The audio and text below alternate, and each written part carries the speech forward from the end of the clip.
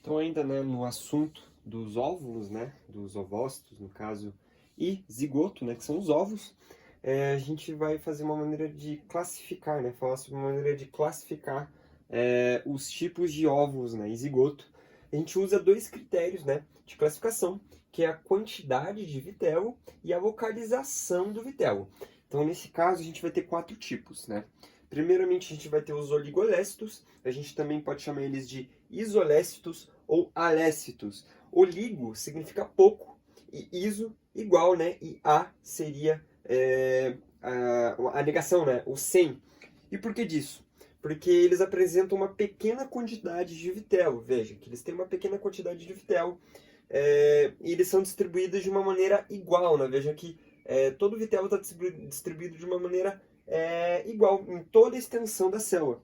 Então esse tipo de ovo é, ele ocorre principalmente em mamíferos, equinodermos, anfioxos, né, quinidários e poríferos. Veja que eles têm pouco vitelo, né, no caso, por isso ele é um ovo um pouco menor, mas ele é bem distribuído, né, justamente por isso. Veja que o bioplasma também é distribuído por todo o citoplasma, né.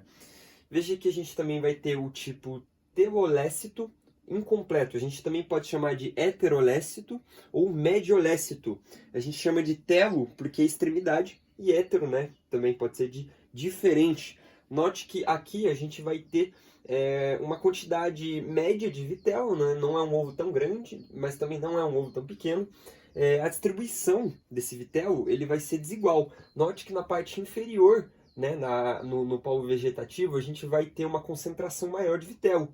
E aqui em cima a gente vai ter mais, no polo animal, a concentração do bioplasma. Mas veja que não é todo o polo animal aqui, entende? Aqui, no caso, ó, veja que ele está de maneira periférica ao polo animal, mas não é junto ao polo animal. Essa é uma diferença. A quantidade média de vitelo, a distribuição é desigual, né, como a gente viu, e o citoplasma do polo vegetativo, ele tem mais vitelo, né? Então, essa área aqui, que é o polo vegetativo, né? Toda essa área aqui, ela possui mais vitelo. São comuns em anfíbios, em moluscos, em anelídeos e alguns peixes. A gente vai ter o tipo telolécito completo, também pode ser chamado de megalécito ou macrolécito.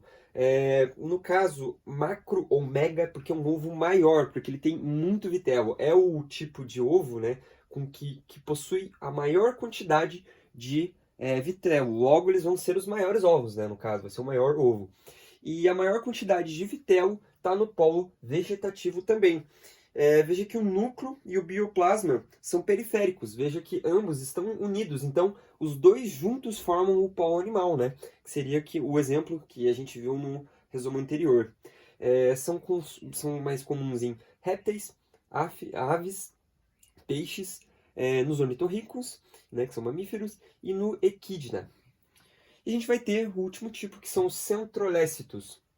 Por que centro, né? Centro, lécito, né? O lécito seria a parte do vitelo, né? Da camada vegetativa. Veja que, perdão, da camada nutritiva. Veja que ela está localizada bem no centro da célula, né? Da célula não, do ovo, né? Está bem no centro. Então, no caso, ele tem bastante vitelo no centro do ovo, né? Concentrado. E o bioplasma, ele tá na periferia. Veja que todo o bioplasma, ele tá sendo distribuído só nas partes mais externas, né, no caso. Então, essa é uma característica.